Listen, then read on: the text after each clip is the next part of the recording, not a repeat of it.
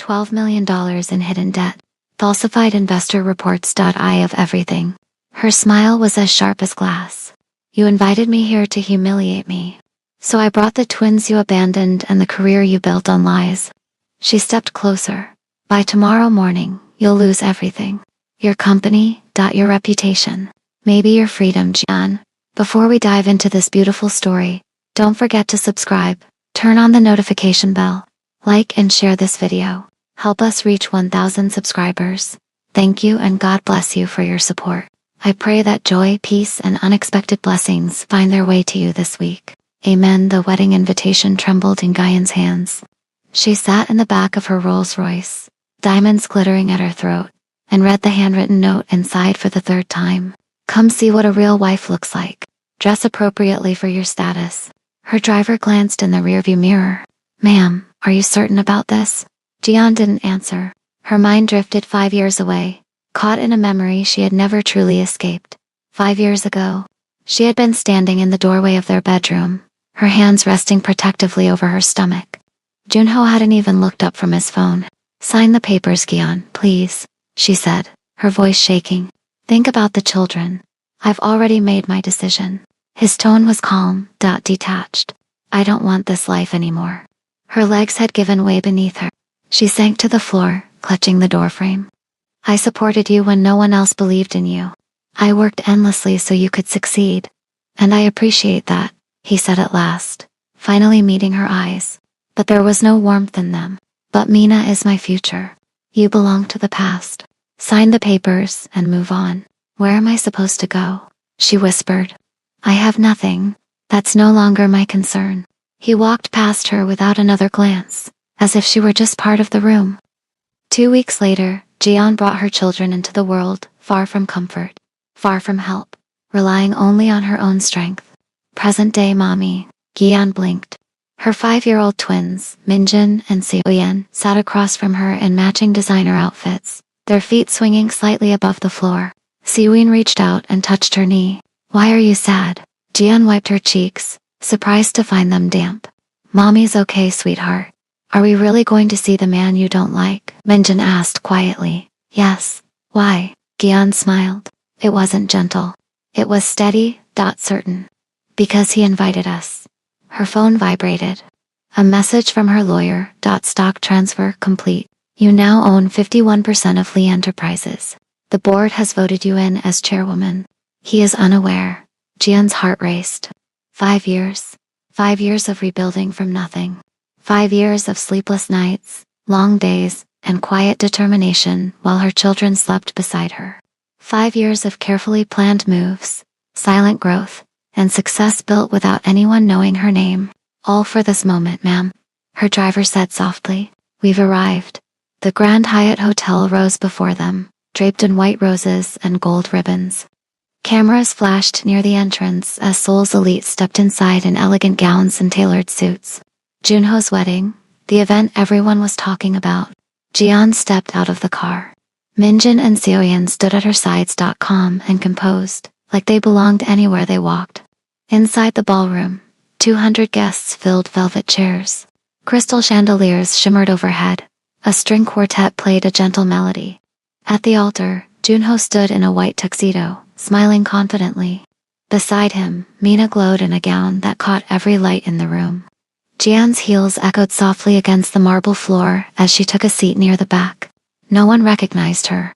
Why would they? 5 years ago, she had been unseen, forgotten, overlooked. Now she looked like someone who had always belonged. The ceremony began. The officiant smiled warmly. We are gathered here today to witness the union of Junho and Mina in holy matrimony. Jian's fingers tightened around the envelope resting in her lap. Not yet. If anyone has a reason why these two should not be wed, speak now or forever hold your peace. Silence. Then, the ballroom doors opened. Every head turned. Jian stepped forward. She walked down the center aisle, her gown flowing behind her like water. The twins followed closely, their small hands clasped together. A soft stir moved through the room. Junho's smile faltered. The color slowly left his face. Mina's hand slipped, and her glass rolled gently against the floor. Gian stopped at the altar. She didn't bow, she didn't smile. Congratulations, she said calmly. Her voice carried through the quiet. It's a beautiful ceremony. Junho opened his mouth. No words came. Jian extended an envelope. A wedding gift. Junho accepted it, his hands unsteady. Mina leaned closer, reading over his shoulder. He opened it. The first page was a family record. Confirmed family relationship. Parent Lee Hono. Children Lee Minjin, Lee Si-owen. Junho took a step back, steadying himself. The second page followed. A company notice. Change in ownership registered. Major shareholder, Kong Gi-rol. Chairwoman of the board. Effective immediately. A hush fell over the room. Whispers spread from seat to seat. Junho stared at the pages, confused. What does this mean? Gion leaned closer, her voice quiet and controlled. It means our lives are connected in more ways than one, she said. And it means we'll be seeing each other again. She straightened and turned toward the guests, offering a polite smile. I'll see you at the office on Monday, G. The twins reached for her hands. Together, they walked toward the exit. Behind them, the ceremony stalled. Mina called his name. Guests shifted in their seats. Junho lowered himself into a chair. Stunned. Gyeon didn't look back. She had waited a long time for this day. Jian, wait. Junho followed her into the hallway. Please, can we talk, just for a moment? She stopped. She didn't turn around. You had many chances, she said quietly. Today just happens to be mine. I want to make things right, he said quickly. She turned then. Her gaze was steady, calm. Then start by being truthful, she said. She held up her phone. A message, already prepared. Clear. Organized. I've shared everything that needs to be known, she said. Nothing hidden, nothing unclear. Junho swallowed. The truth deserves to be seen, Gion added. She stepped past him. I'll see you soon. She walked away. Junho remained in the hallway, still and silent, while the celebration behind him slowly unraveled into quiet confusion. Outside, Jian helped her children into the car, fastening their seatbelts carefully. As the car pulled away, she rested her hands on the steering wheel. This wasn't the end, it was the beginning. Inside the ballroom, the mood had changed. Junho stared at the papers in his hands, family records, company notices, pieces of a life he hadn't expected to face again. Mina spoke softly. Is it true? He nodded. Minjin turned back once and waved politely. Goodbye, guests murmured. Questions floated through the air, uncertain and restrained. Junho's father stood. Junho, he said firmly. We need to talk. But Junho was still watching the doorway. 5 years ago, Jian had walked away quietly. Now, she had returned calm, composed, and complete. Mina looked at him, shaken. You never told me. I didn't know how, he said. That the music had stopped. And nothing felt the same anymore. And she's in charge of your company. Mina's hands trembled. You told me everything was settled. You said there would be no surprises. I didn't know she'd know. Mina's bouquet slipped from her hands and landed softly on the marble floor. How could someone take charge without you knowing? Junho's thoughts raced. How had Jian managed this? She had quietly gone her own way years ago. He hadn't noticed the small changes in the company's ownership over time. It had been her all along. Junho, his mother said softly, standing beside him. Please tell me this isn't true. Tell me you took care of your family. Junho lowered his eyes. She shook her head and walked away quietly. Guests murmured softly. Phones were lowered. Everyone waited. Mina picked up her phone. I need some time, she said. This ceremony can't continue today. Mina, please. She shook her head. Too much has changed. She walked toward the exit. Junho remained standing, surrounded by fallen flowers and quiet murmurs. His phone buzzed. A message appeared. See you Monday, 9 a.m. sharp. Don't be late, Chairwoman Kang. Junho arrived at Lee Enterprises at 8:45 a.m. The building gleamed in the Seoul sun. His name had been on the building for 5 years. But inside, everything was different. The receptionist didn't recognize him. Can I help you? She asked politely. I'm Lee Junho, the CEO. Oh, she said. Your access has changed. Someone will guide you. 2 staff members escorted him to the elevator. They pressed 3, the 3rd floor. Rows of cubicles stretched before him. This will be your workspace. one of the staff said kindly. Junho stared. There's been a mistake. No mistake, the staff member replied. These are the current instructions they left. Junho looked at the small cubicle. No windows, just gray walls and a simple desk. 5 years ago, he had a corner office with big windows. Now, this was his space. Junho-ko? A young man approached. I'm Kim Do-yeon, I'll be overseeing your work. Junho didn't respond. Your first task is on your desk, Do-yeon said politely. Monthly reports. Due Thursday. He walked away. Junho sat down. On the desk was a framed photo. Jian and the twins, smiling brightly. A small note rested beside it. Remember what you built with love. Jake. They being. Junho sat in his car outside Jian's building. She lived in Gangnam now, in a bright, spacious penthouse. He watched as a black car pulled up. Jian stepped out, wearing a professional suit. The twins followed, laughing and holding hands. A doorman greeted them politely. Junho, single quotes, his chest ached. That should have been his life. His family, his home. He'd given up everything for what? For Mina, who had left him, the second his fortune disappeared. For status, for pride. His phone rang. Unknown number again, he answered. Hello, Mr. Lee. Jian's voice was calm and professional. I'm calling to inform you that I've filed a formal report regarding some irregularities in your company's financial records. Junho's stomach tightened. What? There are $12 million in undisclosed expenses and several accounting errors. Everything is documented. You can't prove that. I have your accountant's statement. He was very cooperative once I explained the proper procedures. Junho gripped the steering wheel. Gian, please. Haven't you done enough? Silence then. You left me to raise our children alone. You called them accidents. You made me feel worthless. Her voice softened. Just slightly. So no, Junho. It's not enough. She hung up. Junho sat in his car, shaking slightly, as rain began to fall. 2 weeks later, Junho's lawyer called with news. The report is being reviewed. If errors are confirmed, there could be serious consequences for the company and for you personally. How serious? Several years of restrictions on your management role are possible. Junho dropped the phone. His whole life felt unsteady. That night, he went to Jian's building and politely asked the doorman if he could speak to her. Please, I need just 5 minutes. The doorman called upstairs. After a pause, he nodded. She'll see you. Junho rode the elevator to the penthouse. His heart raced. The doors opened to a bright, elegant apartment. Floor-to-ceiling windows overlooked the city. White floors, modern art on the walls. Jian stood by the window, arms crossed. You have 3 minutes, she said without turning. I'm sorry, he said quickly. I know I haven't been responsible. But please give me a chance. Chance? Her expression was unreadable. Yes, then answer one question honestly. She stepped closer. Why did you leave? Junho swallowed. I was afraid. Afraid of responsibility. Afraid I wouldn't be enough. So you made me feel like I wasn't enough, instead. Yes. Gian stared at him for a long moment.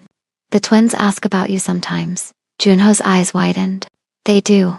They see other kids with parents and wonder why they don't have both. Can I meet them, please? Gian? No. The word was final. They don't need someone who might leave. They've learned to be strong. I've changed. People don't change in 2 weeks, Junho. She walked to the door. Your 3 minutes are up. Junho didn't move. What can I do to earn the right to see them? Gian considered this. Prove you can put someone else's needs first. Show me you've learned to be responsible. 6 months. Then maybe I'll let you meet them. 6 months. That's how long I've agreed to pause the report. My lawyer thinks I'm being generous. Hope flickered in Junho's chest. Thank you. Don't thank me. I'm doing this for the children. I won't tell them someone isn't responsible. She closed the door. Junho stood in the hallway, alone again. But this time, there was a difference. He had a chance. A small, possible chance. He wouldn't waste it. Junho arrived at work at 7 a.m. His supervisor Do-yeon looked surprised. You're early? I want to do good work, Junho said. Do-yeon raised an eyebrow but said nothing. Junho threw himself into his tasks. Expense reports, data entry. Routine work he'd never done as CEO. But he did it carefully, thoroughly. At lunch, he ate alone in the cafeteria. Other employees whispered, "That's the guy who left his kids behind. I heard his wife is in charge now. Serves him right." Junho kept his head down. After work, instead of going home, he went to the library. He checked out books on parenting, child psychology, how to be a good father. He read until the library closed. Junho was walking to his car when he saw them. Gian and the twins, leaving a restaurant across the street. Siyun was laughing at something Minjin said. Gian held their hands, smiling down at them. They looked so happy. They looked complete. Junho's chest ached with longing so intense it felt like drowning. Minjin looked up and their eyes met across the street. The boy's smile faded. He pressed closer to his mother. Junho raised his hand in a small wave. Minjin didn't wave back. Gian saw him. For a moment, their eyes locked. Then she turned and led the children away. Junho stood on the sidewalk, watching his family disappear into the crowd. A family that had learned to exist without him. Junho's phone rang at midnight. "Mr. Lee, this is Seoul General Hospital. Your father has had a heart attack." Junho rushed to the hospital. His mother sat in the waiting room, eyes red from crying. When she saw him, she looked away. "Is he?" "He's in surgery," she said quietly. "They don't know if he'll make it." Junho sat beside her. She didn't acknowledge him. Hours passed. Finally, the doctor emerged. "He's stable, but he needs to reduce stress. No work for at least 3 months." Relief flooded through Junho. His mother stood. "Thank you, doctor." As she walked past Junho, she paused. "Your father is ashamed of you. That shame is what put him in that hospital bed." The words hit harder than her slap had. She left. Junho sat alone in the waiting room until dawn, thinking about the cost of his choices. Junho's phone buzzed. A text from Gian. "Tomorrow, 2 p.m. Central Park Playground. They want to meet you." Junho read the message 10 times. His hands shook. Tomorrow, he would meet his children. Tomorrow, everything would change. But that night, as he practiced what he'd say, his phone rang again. Jian's voice was ice. "I just received a call from Mina." "What, why?" "She's pregnant, She says it's yours." The world stopped. "That's impossible.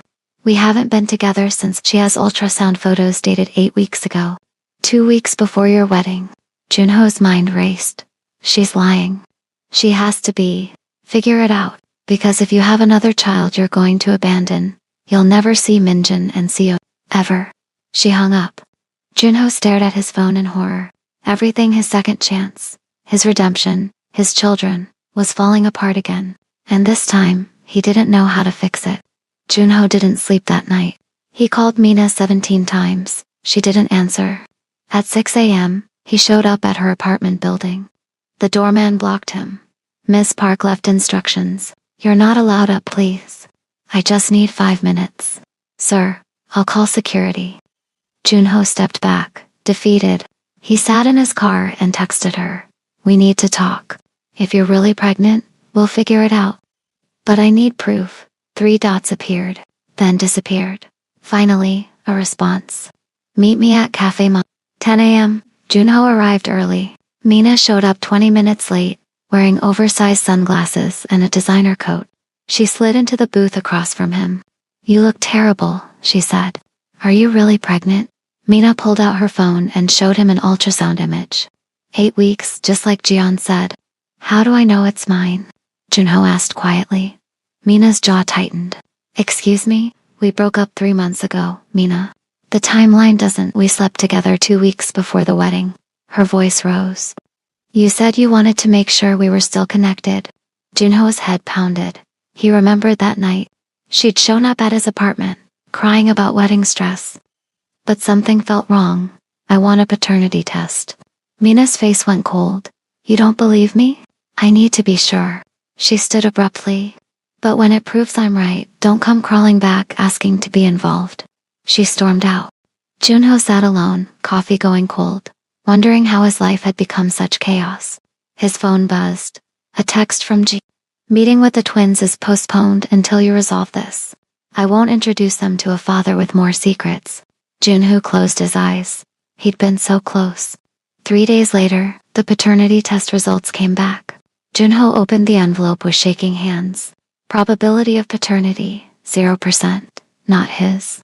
Relief crashed through him so powerfully he had to sit down. He immediately texted Mina. Got the results. It's not mine. Her response came instantly. I know. Junho stared at his phone. What? I needed money. Thought you'd pay me to keep quiet. But you're broke now, so whatever. His hands clenched around the phone. She'd lied deliberately. To manipulate him, just like he'd lied to Gion 5 years ago. The symmetry was almost poetic. He forwarded the paternity results to Gion. Her response was simple. Tomorrow. 2 p.m. Don't be late. The playground.junho arrived at 1:45 p.m. He sat on a bench, watching children play on swings and slides. His palms were sweating. At exactly 2 p.m., Gion appeared. Minjin and Seon walked beside her, holding her hands. They looked so small, so perfect. Junho stood up. Gyeon stopped a few feet away. This is supervised. I'll be right here the entire time. He nodded. She knelt down and spoke softly to the twins. Remember what we talked about. This is your father. His name is Jun. Minjin stared at him with wide, curious eyes. You're really our dad. Junho's throat closed. He nodded. Why didn't you want us? Seoyeon asked. Her voice was so small. The question shattered him. Junho knelt down to their level. I was scared. And selfish. And I made the biggest mistake of my life. Mommy says you left when we were in her belly, Minjin said. I did. And I'm so sorry. Seoyeon tilted her head. Are you still scared? Junho's eyes burned. Yes. I'm terrified I'll mess this up again. Mommy says brave people are scared, but they try anyway, Seoyeon said matter-of-factly. He looked at Gion. She watched silently, arms crossed. Your mommy is very smart, Junho said. Minjin stepped closer. Did you bring us presents? Junho's heart sank. No, I'm sorry, I didn't know if it's okay. Minjin shrugged. Mommy says presents don't matter. Just being here matters. Those words simple, innocent, cut deeper than any accusation. They sat on the bench together. The twins told him about school. Their favorite foods. The book they were reading. Junho listened to every word like it was precious. Because it was. After 30 minutes, Gion stood. Time to go already, Minjin pouted. We'll come back, Gion said gently. If your father wants to. Both children looked at Junho. I want to, he said quickly. More than anything. Seoyeon surprised him by hugging his leg. Just for a second. Then she ran back to Gion. They walked away together. Junho sat on the bench long after they left, tears streaming down his face. 6 months later. Junho had sold his apartment, his car, everything he owned. He lived in a small studio now, and sent most of his paycheck to a trust fund for the twins. He saw them twice a month, always supervised, always brief. But slowly, they warmed to him. Seoyeon started calling him Mr. Junho instead of just the man. Minjin showed him drawings he'd made at school. Progress. Painfully slow, but real. At work, Junho had been promoted. Not much, just to a slightly bigger cubicle, but he'd earned it through actual hard work. His relationship with Gion remained cold. Professional. She never spoke to him unless it concerned the children. But one evening, after a particularly good visit with the twins, she surprised him. You're trying, she said quietly. I can see that. Junho looked at her. I want to be the father they deserve. You're not there yet. But, she paused. You're not the man you were either. It wasn't forgiveness, but it was acknowledgement. And for now, that was enough. 1 year later, Minjin's 7th birthday party was small. Just close family and a few school friends. Junho had been invited. He brought handmade cards. He couldn't afford expensive gifts, but inside each card was a handwritten letter. To Minjin *, I'm proud of how kind you are. To see you in *, your smile is the best thing I've ever seen. When the children read them, Seoyeon hugged him. Not a quick, obligatory hug. A real one. Thank you, Mr. Junho, she whispered. Junho held her carefully, like she was made of glass. Across the room, Gion watched. Her expression was unreadable. That evening, after the guests left and the twins were asleep, Gion asked Junho to stay. They stood on her balcony overlooking Seoul. They're starting to trust you, she said. I know. I won't let them down. Gion was quiet for a long moment. I hated you for 5 years. Do you know that? Yes. I wanted you to suffer. To lose everything. She turned to look at him. And you did. Junho nodded slowly. But watching you rebuild yourself. Seeing you show up every single time. Her voice softened. I don't hate you anymore. Junho's breath caught. I don't forgive you either, she added quickly. I'm not sure I ever will. What you did? The pain you caused? I understand. But I respect what you're trying to become. She held out her hand. Not a romantic gesture. Something else. A truce. Junho shook it. The twins asked if you could come to their school performance next month, Jian said. Without supervision this time. Junho's eyes widened. Really? Don't make me regret it. I won't. I promise. Jian studied him. Your promises don't mean much to me yet, but your actions do. Then I'll keep showing up. She nodded. See that you do. 2 years later, Junho stood in the audience of his children's school auditorium. On stage, Minjin and Siyuan performed in the winter play. They were angels, literally complete with cardboard wings and tinsel halos. Junho's chest felt too full. Beside him, Jian smiled at their children. They weren't together. They would never be together. Too much had broken. Too much trust had been destroyed. But they were both here, both present, both trying to give their children something good. After the performance, the twins ran off stage. Did you see us? Minjin shouted. You were perfect, Junho said. Seoyeon grabbed his hand. Come on. We're getting ice cream. She pulled him toward the exit, chattering about chocolate sprinkles. Minjin took his other hand. Gion walked ahead of them, talking to another parent. For the first time in 7 years, Junho felt something he'd forgotten existed. Peace. He would never get back the years he'd lost, never undo the damage he'd caused. But he could be here now. He could show up, work hard, love his children. It wasn't redemption, but it was a second chance. And this time, he wouldn't waste it. That night, Junho sat in his small apartment. On his desk was a photo from the school play. The twins grinning in their angel costumes. His phone buzzed. A text from Seonjian must have helped her send it. Good night, Mr. Junho. Thank you for coming. Junho stared at that little heart emoji. 7 years ago, he'd thrown away a family because he was too afraid to be a father. He'd lost everything. His money. His status, his pride. But slowly, painfully, he'd found something more valuable. His children's trust. And maybe, someday, their love. He typed back carefully. Good night, Seon. I'll see you soon, I promise. This time, his promise meant something. This time, he would keep it. Junho turned off his phone and looked out his window at the Seoul skyline. Somewhere across the city, in a penthouse he would never own, his children were safe and happy. Jian had given them everything: stability, love, strength. She'd been both mother and father while he was gone. She was the hero of this story, not him. He was just a man trying to become worthy of a second chance. And for the first time in his life, Junho understood something important. Being a father wasn't about money or power or control. It was about showing up. Every single day, no matter what. 3 years later, the twins turned 10. Junho helped set up decorations in Jian's apartment. She'd allowed him to help this year. Minjin ran past him, carrying balloons. Dad, can you tie these? Junho froze. Dad, it was the first time either child had called him that. Seoyeon appeared. Dad, Mom needs help in the kitchen. That word. That simple, ordinary word, Dad. He'd finally earned it. Junho's eyes burned, but he smiled. Of course. Let me help. In the kitchen, Jian arranged birthday cake candles. They called me Dad, Junho whispered. Gion glanced at him. Her expression softened. I know. I didn't think. After everything. Children forgive easier than adults, she said quietly. Don't make them regret it. I won't. She almost smiled. I know you won't. It wasn't love. It wasn't even friendship. But it was trust, hard-earned. Slowly built. Real.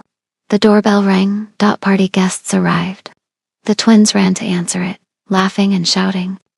Junho watched them, these two perfect, forgiving souls he didn't deserve but would spend the rest of his life trying to be worthy of. Jian stood beside him. Thank you, he said softly. For what? For giving me another chance? Jian looked at their children. I didn't do it for you.